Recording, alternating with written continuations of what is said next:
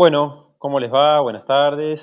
Bienvenidas, tanto Ana como Paula, a el último encuentro que vamos a tener hoy del curso de Huerta Urbana. Y bueno, vamos a ver un temita que siempre sale, que la mayoría de las personas solicita, que es el tema de los insectos o los hongos o de qué manera las plantas sufren cuando las tenemos en la huerta o en la maceta, o se la van comiendo, o sí, más que nada se la comen y la van debilitando, ¿no? Así que ahora voy a hablarles un poquito de eso, el tiempo que me lleve, y si sobra tiempo, veremos algún que otro temita que pueda surgir. No sé si a ustedes les quedó alguna duda con el material que les mandé por correo.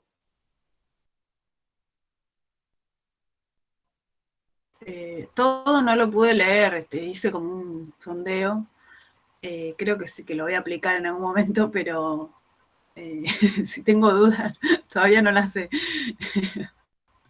Bueno, el material que tienen por YouTube, que les mandé los links, eso lo van a tener disponible para verlo cuando quieran, así que ya está.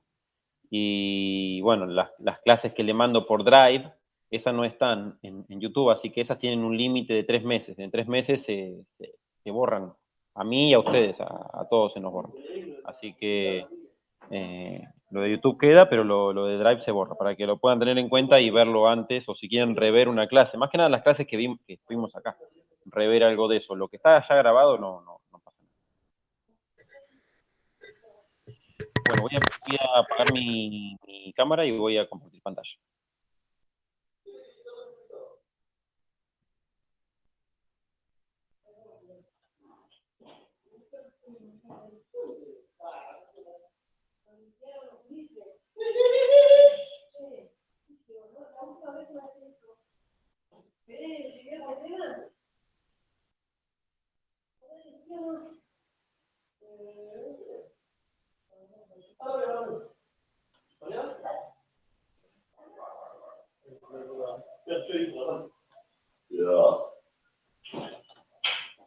Tira la basura, loco. ¿Eh? La basura, hay que tirar. Y mañana iré. Ah, mañana hay contenedores, el lunes. Bueno, y a esta hora le agregué colorcito porque si no, no se veía. Bueno, entonces, como les había mencionado recién, vamos a ver algunos aspectos relacionados a la salud en las plantas en cultivos hortícolas, ¿no? Pero no quiere decir que esto no se puede aplicar al resto de las plantas, sí se puede, así que no hay ningún problema con eso. ¿Qué entendemos por salud en el reino vegetal? Eh, Dependiendo el modelo eh, de encarar o de ver la biología o de entender la biología o de estudiar la biología, es la manera en que uno va a entender la salud en el reino vegetal. Si uno la observa o se determina por un marco teórico bélico, que es el que impera hoy en día, donde hay enemigos y hay aliados, donde hay buenos y malos, vamos a entender a cualquier organismo que se coma nuestras plantas como un enemigo. Y cualquier organismo que nos ayude a combatir, fíjense las palabras, combatir, es nuestro amigo, nuestro aliado. A mí en lo personal, a Jero y a varias compañeras, no nos interesa ni nos gusta ese modelo porque es un modelo binario, primero, que te encierra entre dos bandos, y segundo, que no es realista, porque no sabemos qué ocurre a nivel de organismos que no pueden organizarse con sistemas como el nuestro, que no tienen eh, forma de hablar como hablamos nosotros, ni de crear símbolos, ni nada, ni cultura. Entonces, me parece algo difícil de creer que eso está ocurriendo entre una vaquita de San Antonio, por ejemplo, y un pulgón, que la vaquita está combatiendo al pulgón. o que el pulgón está atacando a la planta. Me parece algo difícil. Ahora, lo que nosotros creemos que ocurre, y bueno, mi forma de pensar, es que en la naturaleza todo está equilibrado de alguna manera y cada quien tiene una función y ocupa un lugar en el ambiente. Ese lugar físico que ocupa cada especie se llama nicho ecológico en la teoría ecológica. Entonces, si yo parto de ahí y que todo está interrelacionado, no es que es una lucha, sino que son interacciones.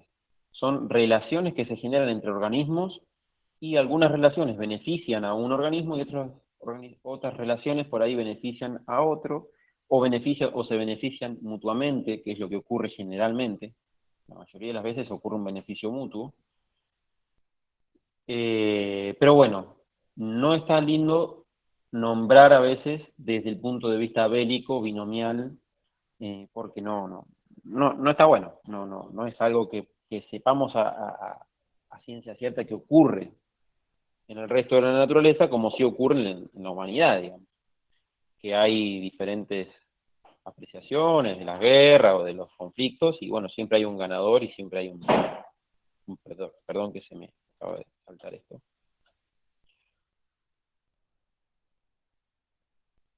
Pero bueno, para que haya ganador tiene que haber perdedor, lamentablemente. Ah, bueno, y entonces, para poder, otra vez, perdón.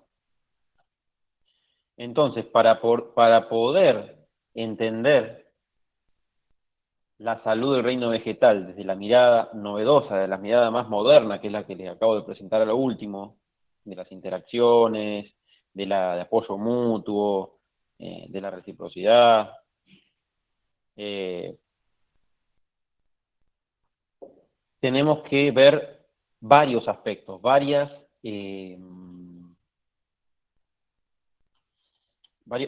aspectos para poder tener en cuenta, o sea, muchas variables. Una variable, por ejemplo, para entender la salud del reino vegetal podrían ser la semilla, la calidad de la semilla. La planta guarda toda la información de su vida, de su desarrollo, en la semilla. O sea, queda guardada ahí todo lo que sucedió y todo lo que la planta vivió en la semilla, y cuando esa semilla germina, germina con la información previa, y la información que esa planta que germinó adquiere, la va guardando y también la puede guardar en una semilla y volver a la generación siguiente con esa información. O sea que siempre van recargándose las plantas, por decirlo así, de los cambios que van sucediéndose. Obvio que esos cambios y esa recargada o esa información no siempre tienen una respuesta inmediata.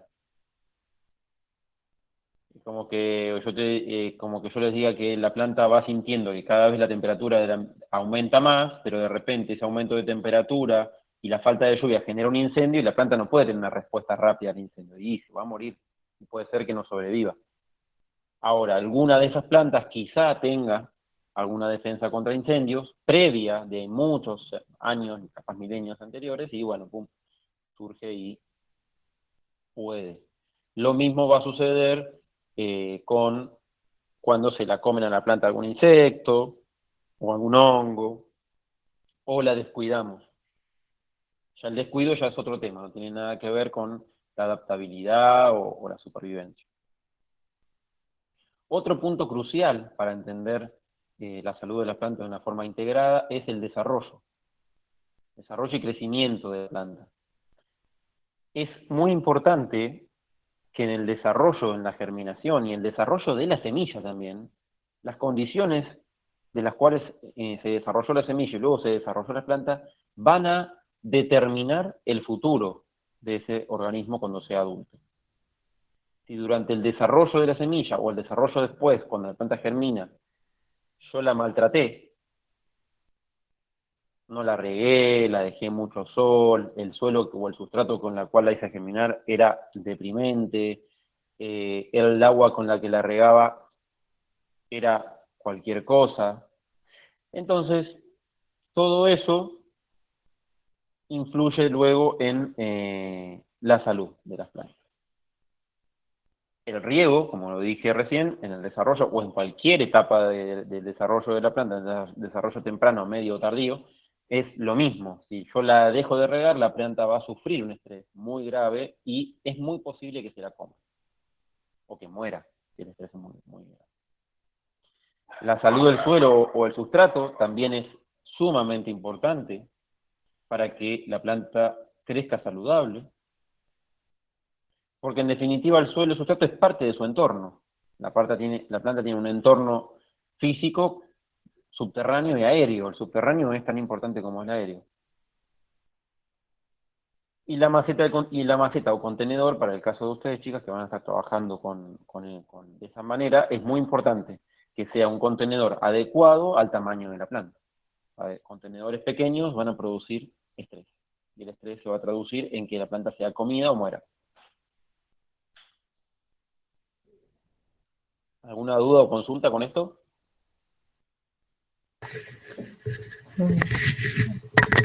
No, está bien. Bueno, entonces seguimos avanzando. Entonces, ¿qué sucede cuando algo de lo anterior se nos pasó o falló? En esos momentos, cuando se nos pasó o falló los preparativos para que lo anterior pueda suceder o no suceda, en esos momentos es cuando comenzaremos a observar cambios fisonómicos en las plantas producto de uno o varios desórdenes fisiológicos. O sea, la fisonomía, el aspecto externo de la planta va a cambiar. Y eso que es externo refleja cambios internos, o sea, cambios fisiológicos, cambios en diferentes parámetros que dan al buen funcionamiento de la planta en cuanto al funcionamiento de sus tejidos internos o de los órganos. En el caso de los órganos de la planta tenemos raíz, tallo y hoja, esos tres órganos principalmente, y luego la flor también es otro órgano. O sea que la flor es un órgano reproductivo. ¿Y cuál podrían ser algunos ejemplos de estos cambios fisonómicos? Y hojas con coloraciones distintas a las normales, o sea, hojas diferentes de ser verdes, o si la hoja es roja, diferente de roja. Marchitamiento, deformaciones en la morfología externa y aparición de rasgos distintivos que nos están de que algo nos está comiendo la planta. Entonces, esas deformaciones pueden ser por falta de agua, por exceso de agua, o porque algún microorganismo o organismo macroscópico nos está comiendo la planta literalmente. Imagino que ustedes han observado este tipo de rasgos en algún momento, en alguna de sus plantas. ¿Tienen algún ejemplo que puedan comentar? A mí me pasa, como no puedo reconocer bien qué tiene, le he sacado fotos a las hojas y por ahí consulto en algún vivero. Bien. En general es como que hay unas que tengo, unos rayitos de sol que se me ponen negras las hojas. Bien. Y me dijeron que era porque tenía exceso de agua. Nada, ir como, no sé, medio como consultando más puntualmente. Y después me habían dicho una receta que era poner agua con jabón en polvo de lavar y rociarla. Eso probé también. Es medio como un ensayo y error, ¿no? Y sí, totalmente. Pero bueno, yo ahora les voy a compartir, mañana o hoy, si tengo tiempo, el material que les comparto siempre. Y vieron que en la primera clase les mandé una carpeta de Google Drive. No sé si la vieron, con material bibliográfico. Sí, sí. Bueno, Sí. a esa carpeta le voy a agregar hoy un manual del INTA sobre remedios caseros que se pueden hacer para tratar cuando ya algún hongo, insecto, bacteria o lo que sea ya nos está comiendo la planta, cuando ya es irreversible, cuando ya no nos queda otra, bueno, hay algunos remedios que se pueden aplicar y ayudar a la planta a crecer nuevamente de una manera sana. No va a ser lo mismo, pero va a poder, o por lo menos enfrentar la planta a ese que se lo está comiendo de una manera un poco más apropiada. Todo lo que sea de síntesis orgánica, o sea, lo que hagamos nosotros casero, no va a matar a eso que se está comiendo mi planta, sino lo que va a hacer es frenar o atenuar. De ninguna manera va a poder liquidarlo. Lo que sí también podemos hacer es aplicar con anterioridad estos productos que nosotros hagamos de elaboración casera para que no aparezcan o para que aparezcan pocos estos bichos o estos hongos. ¿Sí?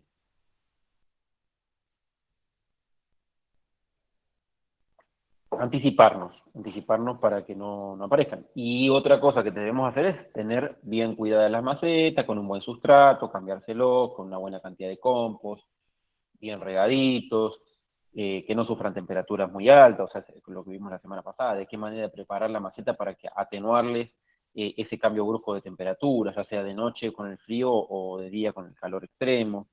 Que la maceta sea adecuada al tamaño de la raíz, un montón de cosas que ustedes tienen que ir aprendiendo con el tiempo, con la práctica, no les queda otra. Un día ustedes pusieron una maceta y dijeron, esta maceta me va a ir bien, y de repente cuando muere la planta o la comen, ven la maceta y la maceta estaba colapsada de raíz. Entonces, ¿qué significa eso? Que esa especie al año siguiente la tienen que poner en una maceta más grande. Entonces, cuando colapsa de raíces, se estresa la planta, y ahí es cuando vienen a comérselas instantáneamente. O cuando me excedo con el agua, también se la van a venir a comer. Entonces, ¿qué pasa cuando los bichos se quieren apoderar de la huerta? Cuando vienen y ya no, empiezan a comer lo que se nos cruza en el camino. Bueno, fíjense, los bichos que pueden aparecer pertenecen a diferentes grupos de organismos. Los más importantes pueden ser estos. Los hemípteros. Dentro de este grupo están las cochinillas, los pulgones y las chinches, entre otras. Los homópteros, que son las moscas blancas, los principales que están en la huerta. Los arácnidos, que en la huerta tenemos ácaros, arañas y 100 pies o 1000 pies, donde los ácaros son los que más se van a estar comiendo las plantas, mientras los otros dos se van a comer a otros insectos, son cazadores. Los primeros son herbívoros mayoritariamente y los segundos son carnívoros. Hay ácaros también carnívoros. Los gasterópodos, que son los caracoles y babosas, que son herbívoros son los principales herbívoros que tenemos. Los ortópteros, que son las tucuras o los saltamontes, que también son herbívoros en su mayoría, excepto cuando hay mucha cantidad de tucuras y no alcanza el alimento, ahí se convierten en caníbales. Los tisanópteros o los trips, que son muy chiquititos, pero los vamos a ver. Los curculiónidos, que son los gorgojos o los picudos, que también son muchos vegetarianos. Los nemátodos, que los hay de vida libre, que son los que atacan las plantas, se las comen. Ahí, fíjense, se me escapó el término atacar. Los nemátodos que están ahí y esperan la oportunidad y se comen más que nada las raíces de las plantas. Los lepidópteros, que son las mariposas o polillas. Y los himenópteros, que son las hormigas, abejas, avispas, entre otros. Donde las hormigas son en sí como omnívoras, comen de todo un poco, pero las negras, por ejemplo, se alimentan de un hongo que vive en su nido, y ellas llevan restos vegetales para alimentar a ese hongo y después comerse el hongo. Y las coloradas son carnívoras, se comen a otros insectos. Ahí tenemos unas imágenes chiquititas de cada organismo, ¿no? Entonces, fíjense los ácaros. ¿En algún momento han visto algo de esto en alguna de sus plantas? Sí, Son re diminutos, pero sí. ¿Puede ser que en las plantas de tomate estén? A ver, tuve que salir un poquito porque me pidió la compañera que está en espera que la acepte, pero ahí está.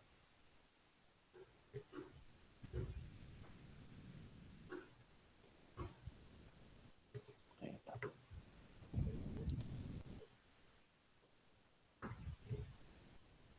Bueno, ahí está. Sí, en las plantas de tomate, que es la foto de la izquierda abajo, esta de acá, sí. ahí, esta que está acá, que está con el puntero ahí, esa es tomate.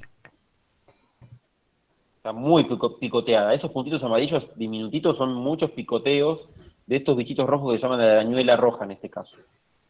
La que está ahí en el medio. Es un tipo de ácaro, la arañuela roja, ¿eh? Y como es un arácnido, produce telaraña, entonces pueden llegar a ver telaraña. Como ven en la foto del medio arriba, que es un cítrico. Mm. La foto de la derecha arriba es una hoja de marihuana. La foto de la izquierda arriba es una foto de la pezuña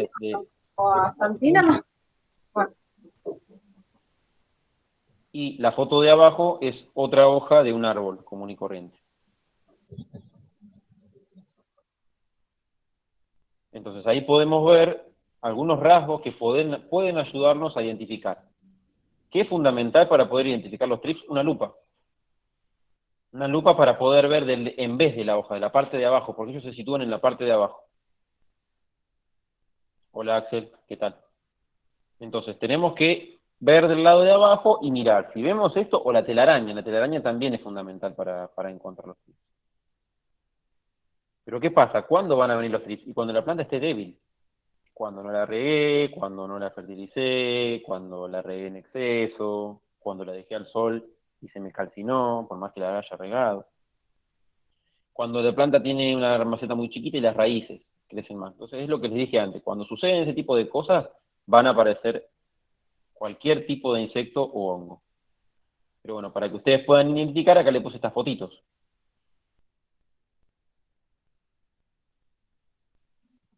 Ahora fíjense, los hemípteros, las cochinillas, estas son más fáciles por ahí, se pueden ver y son más fáciles de identificar. Mucho más fáciles de identificar. Tenemos la costrosa, abajo de todo a la izquierda, la algodonosa, que son las tres del medio, la de abajo y las dos de arriba a la izquierda, y la algodonosa de la derecha arriba, más crecidita, donde tenemos la flecha ahí. Lo que tiene la cochinilla es que se va a estar situando mayoritariamente en partes de la planta que están en crecimiento, o sea, en donde está brotando. Ahí va a estar principalmente. Y después, cuando ya la planta creció mucho, se va a situar ya o va a quedar ahí fija en algunas ramitas y lo que hace es picar a la planta y una vez que la pica, le absorbe la savia. Le absorbe la savia. Igual que los ácaros. Los ácaros les van a picar con un aparato eh, que tienen ellos en forma de aguja y ahí esas picaduras producen un daño. Y ese daño luego produce el ingreso de un hongo también, que es eso blanco, que se ve blancuzco. Primero pica y después, claro, queda una abertura y un daño en las paredes de las células de las hojas, y bueno, ahí ya entra el hongo más fácil porque no tiene esa protección. No tiene la protección de la epidermis.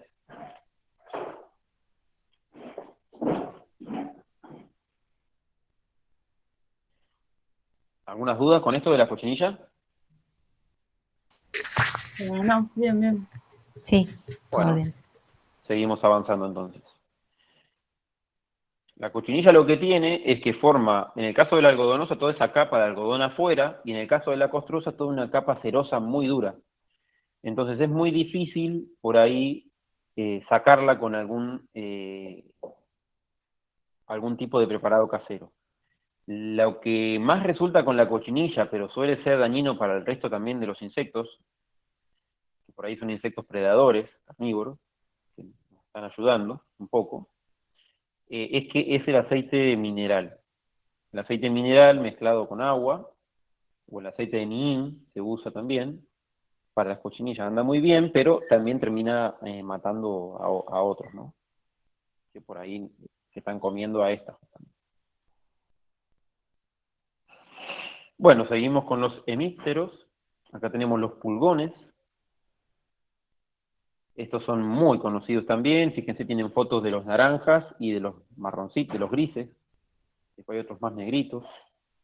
Fíjense, ahora la foto de la derecha arriba que tienen alas. Ese también es un estadio o un estadio avanzado. Cuando ya tienen alas porque se están reproduciendo y se pueden ir a otro lado a reproducirse. Y bueno, ahí están, ¿no? Son picadores por excelencia, succionan la savia, y cuando pican también dejan una abertura y la entrada de los hongos. Y estos hacen como una simbiosis con unas hormigas coloradas que lo protegen, porque por cerca de su cloaca, al final, tienen unas glandulitas donde largan como un jarabe, como una solución azucarada, y a eso se alimenta la hormiga. Y la hormiga, por proteger su alimento, fíjense que en la foto del medio hay una hormiga ahí que se ve que no está enfocada, que está fuera de foco. Pero bueno, esa hormiga está ahí, está libando, está sacándole, como cosechándole a los pulgones esa jarabe azucarado, y bueno, después las protegen, las hormigas los protegen de otros insectos, otros bichitos. Y en la imagen de la derecha, que es un cardo, no está lleno de pulgones, vemos ahí a un predador que les encantan los pulgones, que son las vaquitas de San Antonio. La vaquita de San Antonio es un predador que está ahí dando vuelta en la huerta. Si la huerta es biodiversa, tiene diferentes tipos de plantas, va a estar, y bueno, se va a estar alimentando de los pulgones y de otros insectos, pero principalmente de los pulgones. Bueno, mayoritariamente se van a ubicar también en el envés de la hoja, suelen estar también en la parte de arriba de la hoja, y también se sitúan mucho en las partes en desarrollo, porque las partes en desarrollo, o sea, la parte donde crecen los brotes, ahí va a haber mucha más savia que en el resto de la planta, entonces ellos ya saben que ahí hay más savia, entonces se ponen ahí y comen mejor. ¿Alguna duda, alguna consulta con esto? No, se entiende. No, se entiende, se entiende. Es todo un equilibrio, evidentemente. Sí, Sí, es sí. verdad. Hola, buenas tardes. Hola. Hola, Paola. Hola. Hola. Buenas tardes. ¿Qué tal, Hola. Axel? Hola, Martina.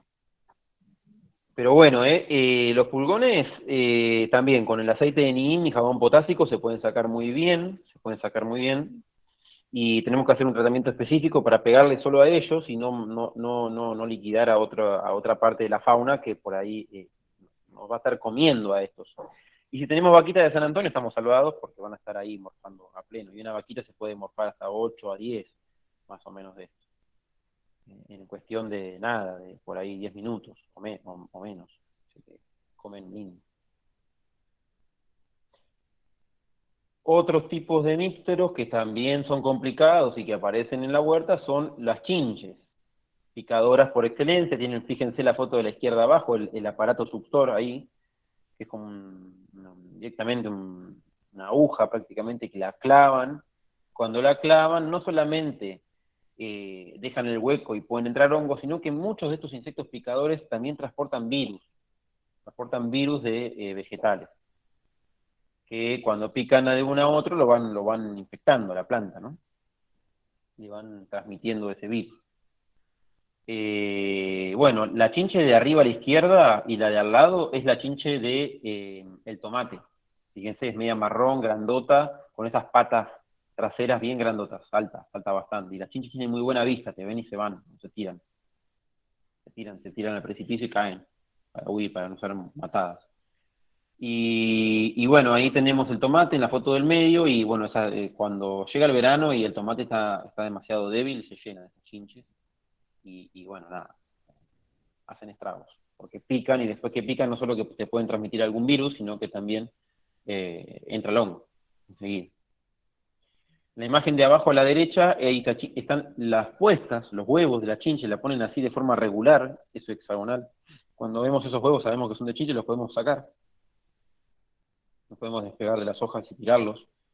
Y fíjense que ahí en el medio también tenemos otro tipo de chinche con otro tipo de puesta, más alargadita, pero también muy ordenadita. Y arriba a la derecha tenemos otros tipos de chinches que también son picadoras. Pero no son específicas del tomate como la de arriba a la izquierda. ¿Alguna duda, alguna consulta con esto? No, está claro, está claro. Bueno, seguimos entonces. Estos son los tisanópteros, más conocidos como trips. Es algo muy común encontrarlos en nuestras plantas y en muchos cultivos. En la marihuana hacen destrozos. Y fíjense el ají en el medio, cómo le cambian la coloración al fruto, o directamente el fruto no se desarrolla. Fíjense arriba a la izquierda, cómo se genera todo eso gracias a la picadura del trip. Después se genera toda esa hongueada, y la parte de la planta reacciona, como que se escarosa, se forma una capa dura, blanquecina, y ya la hoja pierde capacidad fotosintética, se deforma, como en el caso de la foto de la derecha abajo, que es una berenjena o un ají, un ají. Y la foto de la derecha arriba también, como están todas las picaduritas, y esos blanquecinos son bichitos, son muy, muy, muy chiquititos, muy chiquititos los trips. Los tenemos que ver con lupa sí o sí. sí o sí. Y se diferencian muy bien de los ácaros porque son inclusive un poquitito más chiquitos y la forma es muy diferente al ácaro. Muy diferente al ácaro. También atacan, no sé, mejor. Por eso también se comen la frutilla. Se comen la frutilla y se comen también el zapallo. Y bueno, lo que es berenjena, lo que es tomate y lo que es ají les encanta también. Y las plantas con flores también les gustan. Y acá hay fotitos de los trips, para que puedan verlos, y cuando miren con la lupa puedan saber qué son. Porque si no quiere saber qué es, directamente va con la lupa, mira y ahí se va a dar una idea un poco mejor. Para que se den una imagen, o sea, fíjense, cualquiera de las imágenes están a un aumento bastante grande, y un trip puede, en la uña del dedo chiquito de cualquier persona, pueden caber, no sé, 100, 200 trips, capaz más, 300 trips, no sé, son muy chiquititos, así que hay que tenerlos en cuenta. Y se reproducen, todos estos bichos se reproducen de forma exponencial cuando tienen alimento disponible. O sea que un día tenemos uno, otro día tenemos dos, otro día tenemos cuatro, y a los 3 días tenemos, no sé, cientos, miles, entonces ya nos comieron todo el cultivo. Estos son los curculiónidos, o gorgojos o picudos. Fíjense, arriba tienen fotos del insecto llamaduro, y abajo de la larva, pues la larva también come la planta. Normalmente comen la misma planta donde después va a estar el adulto. Son como la isoca, pero más chiquitos, mucho más chiquitos, llegan a tener entre 5 y 8 milímetros más o menos de largo. Algunos llegan al centímetro, a 10 milímetros. Y los gorgojos, o los cuculiónidos que están ahí arriba, los picudos, suelen tener como máximo 2 centímetros. El bicho moro, que es uno de los más dañinos, se come la selga, se come todo en realidad. Y encima es complicado de sacarlo, el bicho moro. Eso tienen boca, mastican y mastican mucho. Son masticadores, ya no pican, entonces directamente devoran, no te dejan nada, se comen todo, dejan huequitos, o directamente te desaparecen la hoja completa. ¿Alguna duda, consulta?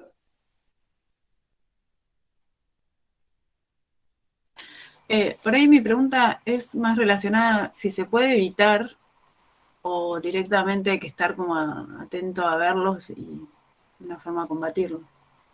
Y siempre la manera de evitarlo es lo que mencioné al principio. Estar ahí haciendo un manejo integrado de todo lo que pueda tener que ver con mi maceta, con el riego, con sustratos. Y si aparecen, es porque también hice un monocultivo. Muchas veces se parecen porque hay monocultivos. Yo puedo tener todo bien lo demás y cultivar todo lo mismo. Entonces, como cultivo todo lo mismo, no hay diversidad.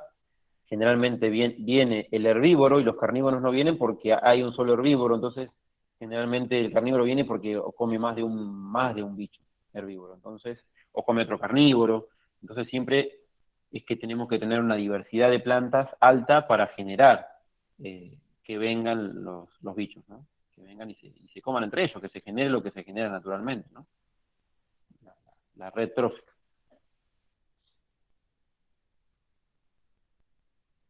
¿Queda bien ahí, Ana Julia? Sí, sí. Nemátodos, estos por ahí son menos conocidos. O sea, yo lo que puse acá en fotos es porque creo o pienso que son muy poco conocidos o difíciles de ver. Entonces trato de mostrar esos. Porque si bien,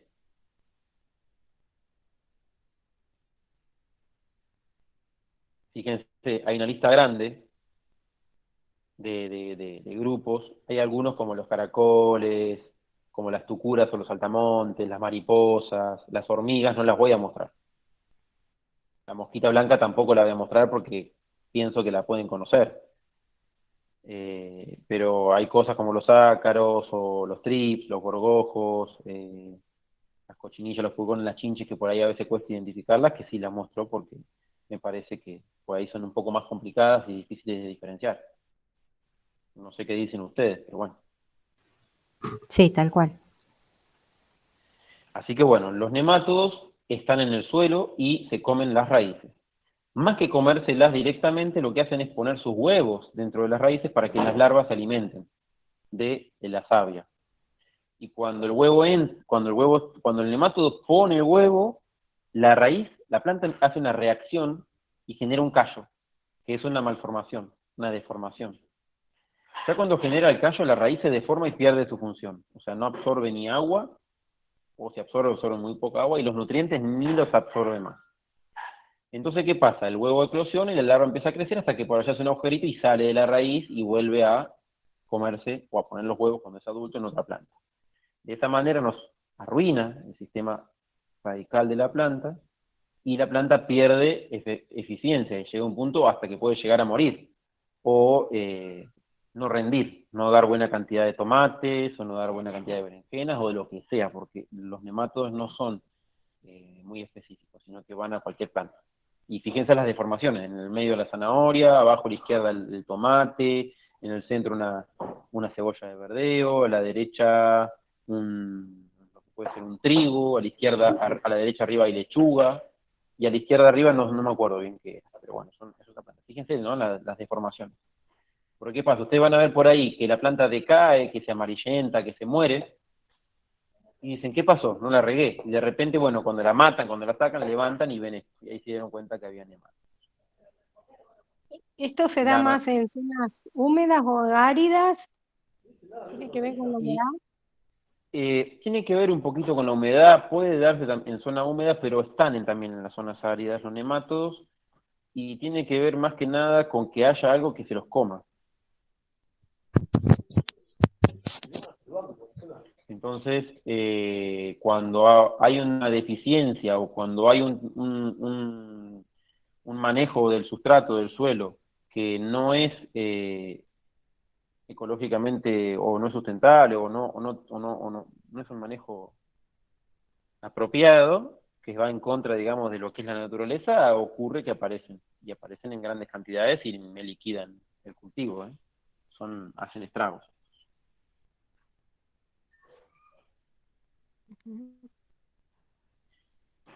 Y bueno, hay unas plantas que son los copetes, y otra que es de la familia del copete, que se usa mucho en la región andina para condimentar, que es el suico. El suico también, son dos plantas que se ponen en la huerta porque repelen mediante unas sustancias que secretan en sus raíces a los nematodos. Entonces no se acercan cuando están estas plantas cerca.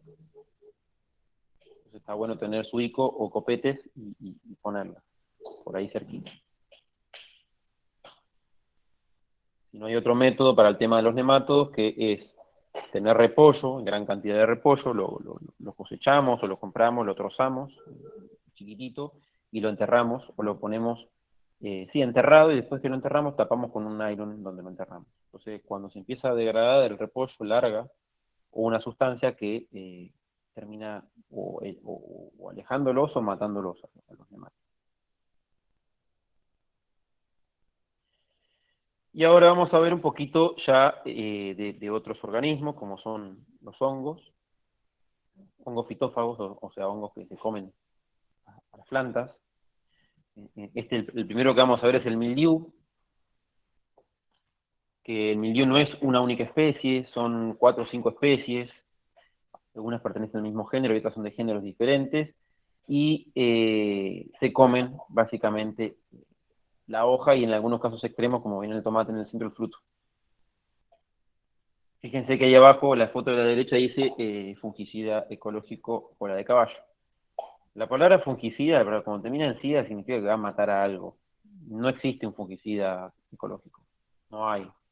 Eso es será un cola de caballo, es un preparado, sí, muy lindo, pero no va a matar al hongo. Lo que va a hacer es frenarlo. Nada más. Lo único que lo va a matar es algo de síntesis química, que compre un químico, un fungicida de verdad, y bueno, ahí sí lo va a matar.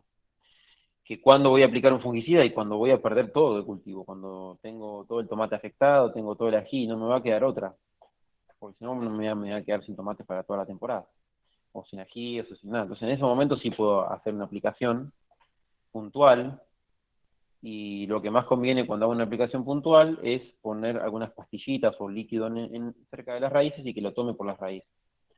Cosa que de última, los únicos hongos que voy a estar afectando van a ser los que están en las raíces, las micorrizas, que van a morir también junto con los otros hongos que están dentro de la planta. Pero bueno, una vez que aparecen los síntomas del hongo es porque el hongo ya está muy crecido y ya avanzó. Si no hay síntomas es porque el hongo está dentro y está creciendo. Cuando aparecen los síntomas ya porque ya creció muchísimo, de tal manera que la planta ya no da más. Fíjense entonces los síntomas del mildiu. Después tenemos el oidio, es el más conocido, el más común. Da como esa capita de nieve blanquecina encima de las hojas y por debajo también. Tenemos ahí a la izquierda el zapallo, en el centro el tomate, a la derecha una planta de marihuana y abajo una planta de soja.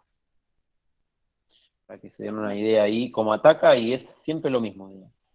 Siempre va a estar produciendo esa capita blanca. Este aparece, en realidad cualquier hongo aparece o cuando le falta agua a la planta, o sea, por un déficit hídrico, que la planta baja sus defensas y ahí se la comen, o aparecen también los hongos con un exceso de humedad y altas temperaturas. Generalmente este es un hongo de invernadero, el oidio. Todos los hongos son de invernadero, aparecen mucho en invernadero y de interior. En el exterior van a aparecer cuando la planta está muy debilitada. Si no, es raro que aparezca. ¿Alguna duda o consulta hasta acá? Sí, Matías, a mí me pasó con la de orégano, se me secó por eso, por el hongo. Y claro, seguramente se te secó porque no la regaste o porque te pasó algo y el hongo la terminó de matar. Pero Y es lo que tenía pasa. todo así como polvo, las hojas. Ya Claro. me estaba Sí, brotando. sí, con ese polvito son las esporas del hongo. Sí. Después la curé, pero no, se secó. Sí, ya es tarde. Ya está. Después tenemos otro tipo de hongo, que son las rollas, que también se comen las hojas y dan esta coloración rojiza en forma de puntitos. Los pastos, fíjense, se come mucho al trigo, se come mucho también la cebada, el centeno, y bueno, si los comen, merma los rendimientos impresionantemente. Del lado de abajo se ve rojo y del lado de arriba se ve así, fíjense, con esas manchas amarillentas o marronadas o verde clarito, como el álamo de ahí abajo a la derecha.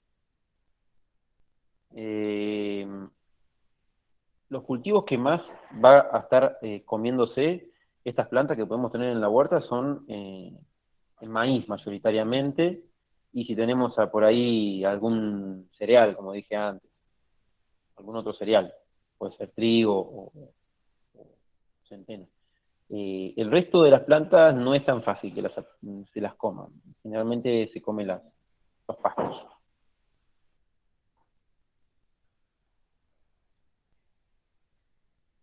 Y la planta de tomate no suele ser comida por las rollas. Puede pasar, pero no suele ser comida. Otro hongo muy, muy común, y este entra por las raíces, o sea, está en el suelo, es el fusarium. Este es muy común y directamente te aniquila la planta. Cuando uno ve que la planta muere y parece, pero ¿cómo? Yo la regué. ¿Cómo puede ser que yo la haya regado y que la planta se me muera, se me parezca como deshidratada?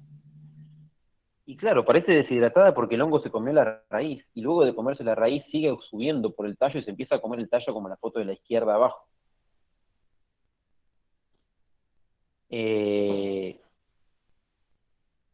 Entonces, ¿qué pasa? Entra por las raíces y ya está. Una vez que se comió la raíz, ya no tiene manera de absorber agua ni nutrientes la planta, entonces se muere instantáneamente. Y es muy rápido. Este hongo se los come muy rápido la planta. La lechuga, como está a la derecha abajo o a la izquierda arriba. El tomate, fíjense cómo lo empieza de a poquito, uno empieza a ver eso, que la planta se empieza a chicharrar, que se empieza a cambiar de coloración, de ese verde típico del tomate a un verde más clarito, hasta que para allá termina como la foto del medio abajo, que muere, o la flor, la planta esa de marihuana que está en el centro también. Porque la raíz murió, ya está, desapareció. Y acá puede haber alguna confusión con los nemátodos, porque los nemátodos pueden llegar a producir esto mismo. La diferencia con los nemátodos es que el nemátodo no llega a arruinar la raíz por completo, no la mata por completo. Entonces la planta suele ir mucho más lento y muere más lento. En cambio, esto es de un día para el otro, o de 2 días, 3 días, ya la planta termina muriendo. Y agarrarlo a tiempo significa hacer algo muy veloz y con algo de síntesis química. Porque con algo que no sea de síntesis química está complicado, a menos que yo tenga un muy buen suelo, un muy buen sustrato, y ahí sí. Con un buen sustrato yo puedo ir manejando el fusarium porque cuando tengo un buen suelo, que lo voy a explicar ahora más adelante, más que nada cuando tengo lombrices se comen las esporas del fusarium y eso hace que haya menos. Paola, no se te oye nada. Ah. ¿Este hongo queda de un año para otro? La mayoría quedan de un año para el otro. Porque creo que el año pasado tuve un ataque de estos. Y puede ser tranquilamente porque están y se lo morfan. ¿Y Y algo para vienen muy, echar? y siempre hay preparados que yo ya les dije, no voy a dar ahora los preparados porque me resultaba algo medio, si yo les preparaba la clase para hacer los preparados, es como mostrarles a ustedes algo en vivo que lo pueden hacer ustedes siguiendo la receta que les voy a pasar yo ahora en un cuaderno. Entonces, los preparados para esto son uno con cola de caballo, que lo mencioné hace un ratito, y después hacen preparados con aliáceas, o sea, de las familias de la cebolla, ajo, cebolla verde o puerro, tienen compuestos que minimizan el desarrollo de estos hongos, no los van a matar, pero minimizan el desarrollo de los hongos. Ajá, gracias. No hay por qué. Esta es la cercofora, otro honguito que es muy común, fíjense, la remolacha, la selga, el tomate, los higos, ahí a la izquierda, esas manchas blancas, esas manchas negras, esos puntitos, pareciera un virus, pero no, es un honguito que crece ahí y deja todas esas manchitas y se la morfa a la planta. Y termina disminuyendo un montón el rendimiento, las hojas crecen más chicas, todas deformes, y bueno, es lo que termina sucediendo, que la planta o a veces muere, inclusive, llega a morir, porque es un hongo muy voraz y que no frena. ¿Consultas hasta acá, dudas?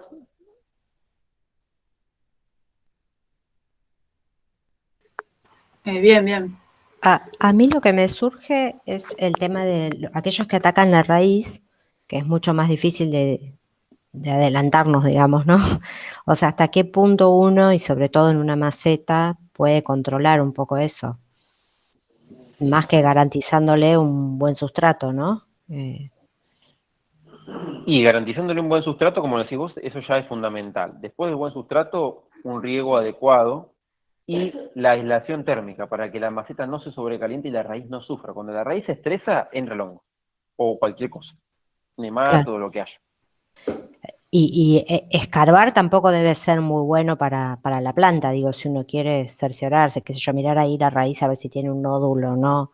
Bien, muy buena pregunta. Ahí lo que se hace es agarrar un caño de plástico de un tamaño de 1 pulgada, más o menos 3-4 centímetros, sacarle punta, afilarlo y clavarlo y sacar es como un sacabocado. Y ahí saca un bocado, y ni bien saca ese bocado, rellena con tierra nueva y riega, ¿no? Entonces no tiene que escarbar, sino que saca un bocado de ese suelo. ¿Me explico? ¿O el sustrato? Sí, como una muestra que tomás. Claro, haces una muestra. Entonces ahí te fijás, si tenés nematos, si tenés fusarium. El fusarium te lo va a matar de un día para el otro prácticamente. No es muy... si tenés, viene con el sustrato, con el compost. Muchas veces compramos un compost y el compost es berreta o el compost está mal hecho y ya viene con sustrato, ya viene con fusarium. Entonces ahí ya estamos al horno. Y si lo hacemos en el piso de nuestra casa, puede ser que haya fusarium también. A veces hay. Está bien. Sí, y la otra pregunta era en relación al tema del repollo. Yo sé que eso, por ejemplo, no se usa, hay que evitarlo en las composteras, ¿no? Porque es como antibacterial o algo así. O sea, puede servir, como decías vos, para curar, pero ¿hasta qué cantidad, no? Digo, Bien, eso que mencionas es importante, y yo no me acuerdo ahora si era un médico, uno de las primeras personas que era un griego, un romano, no me acuerdo, que consideraron como el primer médico, o uno de los primeros médicos, decía que todo es veneno, o sea, como que la dosis, o sea, todo Sí, te puede curar o todo te puede matar, todo depende de la dosis. No me claro. acuerdo quién decía algo así. Entonces, es eso. Vos podés agregar al compost todo lo que sea de materia orgánica de origen vegetal, todo. Pero no podés hacer un compost todo de naranja, porque de cáscara de naranja no va a funcionar. Un compost todo de cáscara de cebolla no va a funcionar. Y un compost todo de repollo tampoco va a funcionar. Entonces, tenemos que ser equilibrados en lo que ponemos en la compostera. No sé si eso resuelve la duda. Sí, sí, tal cual. Y acá tenemos el botrytis, otro muy conocido, bastante preocupante, porque fíjense cómo agarra ahí arriba a la izquierda el tomate, o la papa, o la ají, o la berenjena, base de goma. Ahí en el centro tenemos una foto de un ají, y en el centro, bien en el centro del tomate. Fíjense la rama de ají esa como la seca, y encima seca todo de la hoja y la chicharra. A la derecha tenemos una flor de cannabis también, que la hace de goma, la chicharra, la quema.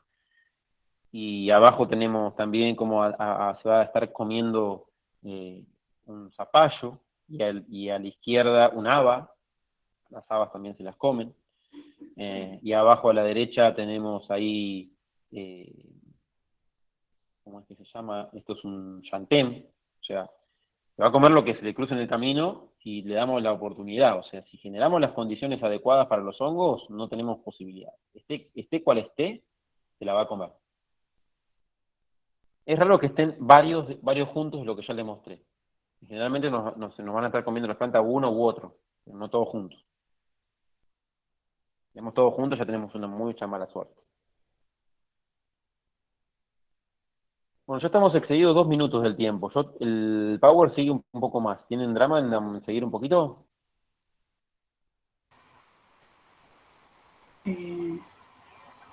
Sí, si querés terminarlo, por mí no hay problema. Sí. Listo. Serán 15 minutos más. Bueno, seguimos entonces.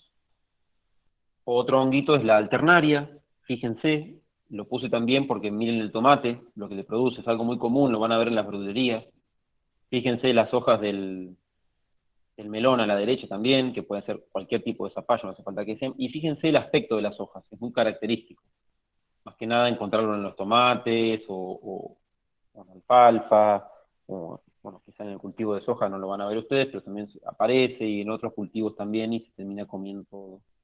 Y hace como esos círculos concéntricos como que de pudredumbre, por decirlo así.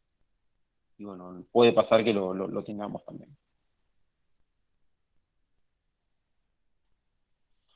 Y por último, en realidad anteúltimo, para ir cerrando, ¿qué pasa con los nutrientes? Los nutrientes también, y sí, la nutrición mineral de los vegetales es tan importante como para los animales.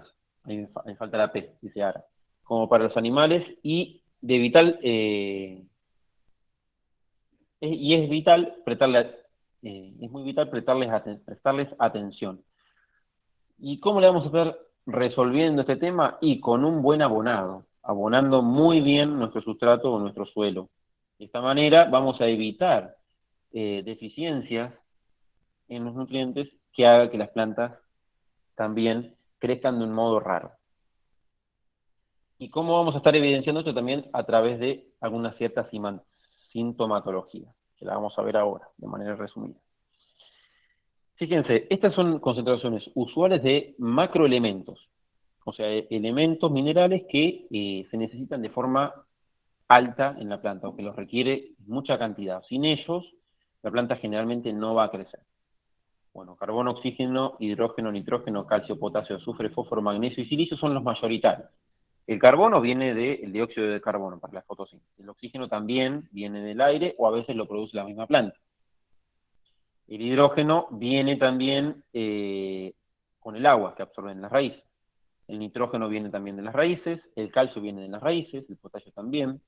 El azufre puede venir tanto de las raíces como del aire, porque a veces hay contaminación azufrada por las fábricas y también lo pueden absorber por las hojas. El fósforo de las raíces, el magnesio de las raíces y el silicio de las raíces. O sea, mayoritariamente los nutrientes vienen de las raíces. Algunos vienen de la parte aérea, que son mínimos, son los menores. Y microelementos son aquellos que se necesitan en muy poca cantidad, pero suelen ser esenciales. Sin esto la planta no desarrolla. Y entre ellos están el boro, el cobre, el hierro, el manganeso, el molibdeno, el zinc, el níquel y el sodio. Fíjense, miligramos por cada 100 gramos de planta seca y partes por millón. Partes por millón vendría a ser miligramos por kilo de suelo. O sea, 20 miligramos por kilo de suelo, 100 miligramos por kilo de suelo necesita de boro y así. ¿Y qué pasa con estos nutrientes? ¿Y cómo van a estar influyendo, o cómo nos vamos a dar cuenta de la influencia en las plantas? Fíjense, acá lo vamos a dividir en nutrientes que son móviles y nutrientes que son inmóviles. Los móviles quiere decir que la planta los va a estar trasladando de un lugar al otro. Lo puede trasladar de la raíz a la parte más alta de la planta, o de la parte más alta a la parte media, o de la parte de las plantas viejas, o sea, una hoja ya desarrollada, a una hoja que se está desarrollando en un brote. Los puede mover. Y los otros no lo puede mover, a donde quedaron, la quedaron. Entonces, cuando se presentan síntomas agudos de deficiencia, o sea, de falta de algún tipo de estos nutrientes, es importante conocer si el elemento se recicla de hojas viejas a hojas jóvenes, o sea, se puede mover. Entonces, si un elemento es inmóvil, la deficiencia aparecerá primero en hojas jóvenes, porque es inmóvil, entonces no puede transportarlo la planta de una hoja vieja a una hoja joven. Entonces, si es un elemento inmóvil como el calcio, el azufre, el hierro, o el boro o el cobre, nos vamos a dar cuenta porque las hojas jóvenes, o sea, las brotes, van a presentar algún tipo de característica, que en general es que se decoloran, es que pierden color verde, en general. O a veces se ponen negritas en las puntas, o pasa algo así. O a veces se aparecen puntitos negros también en las hojas, también tiene que ver con eso. Mientras que si es móvil, en el interior de la planta, la deficiencia se observa en hojas viejas. ¿Por qué se va a observar en hojas viejas si es móvil? Porque sale de las hojas viejas y lo transporta a las hojas jóvenes la planta para seguir creciendo. Porque la planta se va a seguir estirando y va a seguir dando hojas nuevas por los brotes, no por las hojas viejas. Entonces, ¿qué hacen con los nutrientes móviles? Que los pueden movilizar. Los sacan de una parte de la planta, que si se muere, total ya es una planta parte vieja, y asegura la supervivencia de la planta, llevándolos a la parte joven. ¿Me explicó?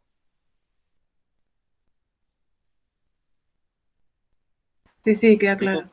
¿Cómo es Sí. esto de los móviles y los inmóviles? Bueno, entonces, ¿qué pasa? De acuerdo a esto, va a presentar síntomas la planta, y los síntomas van a aparecer en los brotes o van a aparecer en las hojas viejas.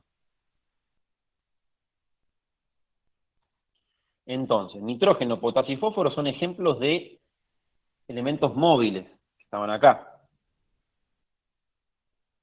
Entonces, ¿qué pasa? Las plantas los pueden mover de un lado a otro. Entonces, los síntomas de deficiencia de las plantas que crecen a bajos niveles de nitrógeno son de color verde claro y muestran una clorosis general, principalmente en hojas viejas. ¿Qué pasa? Clorosis se refiere a cuando los cloroplastos empiezan a fallecer o a desarmarse, o la planta se los empieza a desarmar porque no tiene nitrógeno, fósforo o potasio. Entonces, de esa manera pierde el color verde de la planta porque no hay clorofila, la clorofila está en los cloroplastos, y ahí se ponen las hojas más blanquecinas o amarillentas. Y principalmente va a pasar en las viejas. ¿Me explico con esto también? Sí. Bueno, continuamos. Y lo contrario va a suceder con los otros nutrientes, con los inmóviles. Las plantas que van a crecer con bajos niveles de nutrientes inmóviles, las hojas jóvenes, los brotes, van a empezar a tener problemas. En algunos casos extremos se pueden secar. Entonces, ¿qué podemos observar entonces? Fíjense,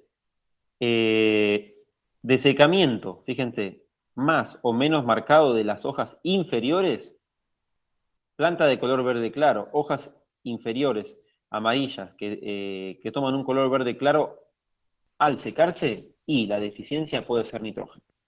Ahora, si el desecamiento, siempre estoy viendo el cuadro verde de arriba a la izquierda, ¿no? Cuando el desecamiento es igual, más o menos marcado en las hojas inferiores, pero la planta de color verde oscuro, con frecuencia verde púrpura. Eso es importante porque se pone verde, medio verde purpuroso. Vieron que a veces el tomate le pasa eso. Hojas inferiores amarillas que toman un color pardo, verdoso o negros al secarse, puede ser fósforo. Y este cuadrito les va a quedar acá. Ustedes van a frenar la diapositiva acá cuando esté la grabación y pueden tener de sacar una foto con el celu y tienen este cuadrito para tener y ir viendo y sacando conclusiones de qué puede llegar a ser. Ahora, esto se va a mezclar con los hongos y se va a mezclar con los bichos. O sea, tengo que ir descartando. Con una lupa primero veo si no son los bichos. Con una lupa veo si no son los hongos. Y si no son los hongos, puedo venir acá y ver si sean los nutrientes. Ven que es algo muy complicado. Es algo muy complicado. Por eso es más fácil decir que es una guerra y que hay algo bélico y que alguien mata a otro y chao. Porque se simplifican las cosas así. Con la otra visión es más complicado y tenemos que ver de qué manera lo resolvemos. Y acá tenemos algo que está simplificado el cuadrito anterior. Hojas nuevas, hojas antiguas. Y ahí vemos crecimiento normal, es cuando la hoja está como la veríamos. Gran falta de nitrógeno, hojas amarillas o blancuzcas. Y van a ser primero el nitrógeno es una planta móvil, acá está mal indicado, la falta de nitrógeno está en las hojas viejas primero. Falta de calcio va a estar en las hojas jóvenes, ahí eso está perfectamente señalado. Falta de hierro, hojas amarillas directamente. Falta de magnesio, fíjense, la decoloración, el amarillenteo viene en la parte de la hoja que no son las venas. Las venas de las hojas se quedan verdes y cuando hay amarillenteo en todo lo demás es falta de magnesio.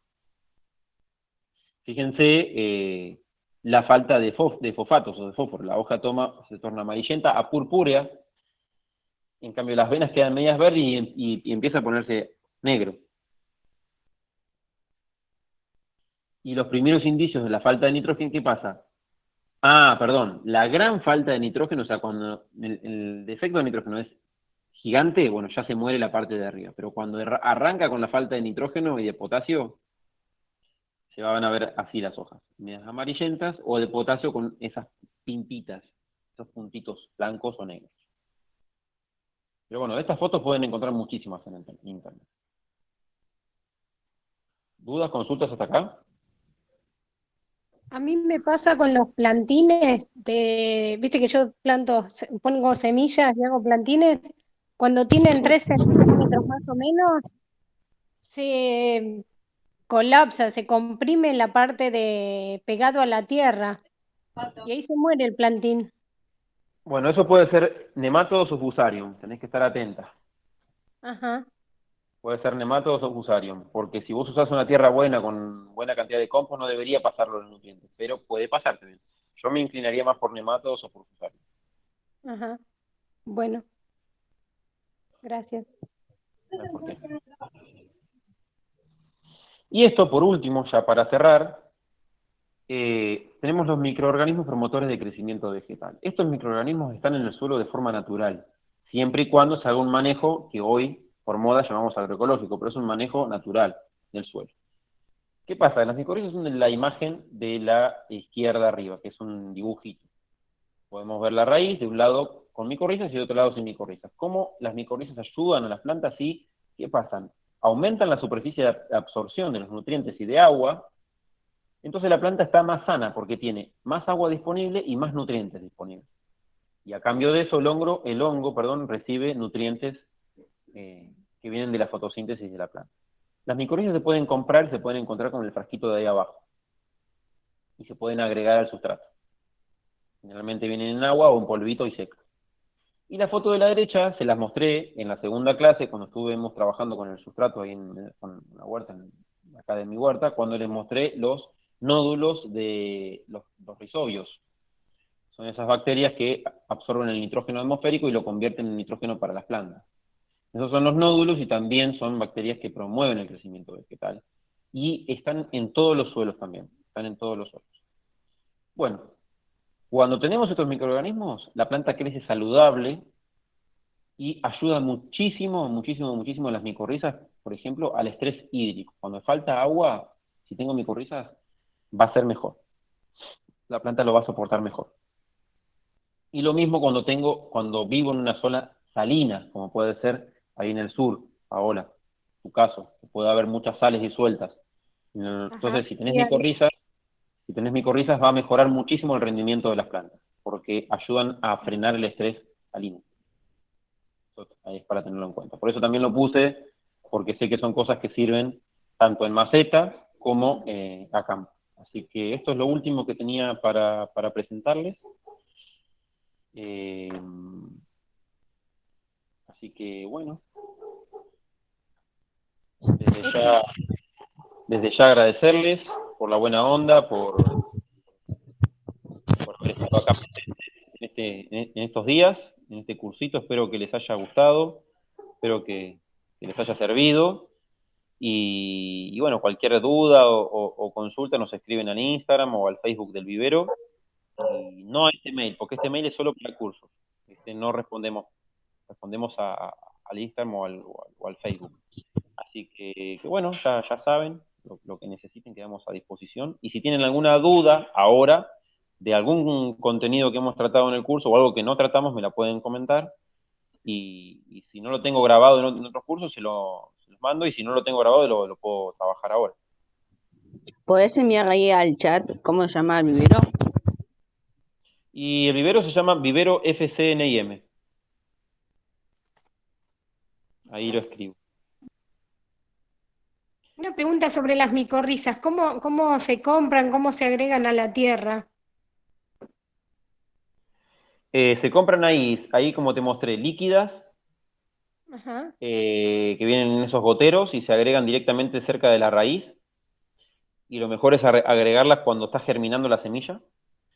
Y si no, se compra en polvo, que para mí es mejor en polvo que en líquido. Y también se agrega a lo mejor cuando estás por germinar la semilla, antes de germinar. Y ahí ya cuando la semilla germina ya se inocula y crece con la micorriza. Ajá. Bueno, gracias. O sea que deben ser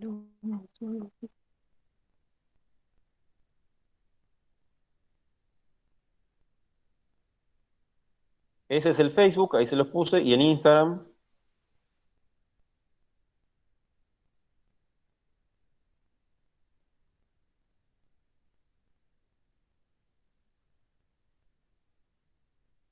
¿Y a dónde queda el vivero este?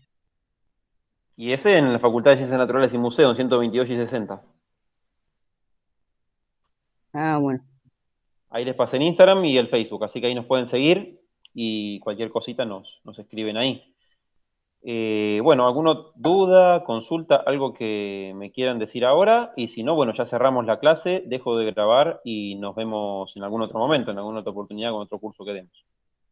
Ah, Matías, hace varias clases que no me está llegando el link de la clase de anteriores.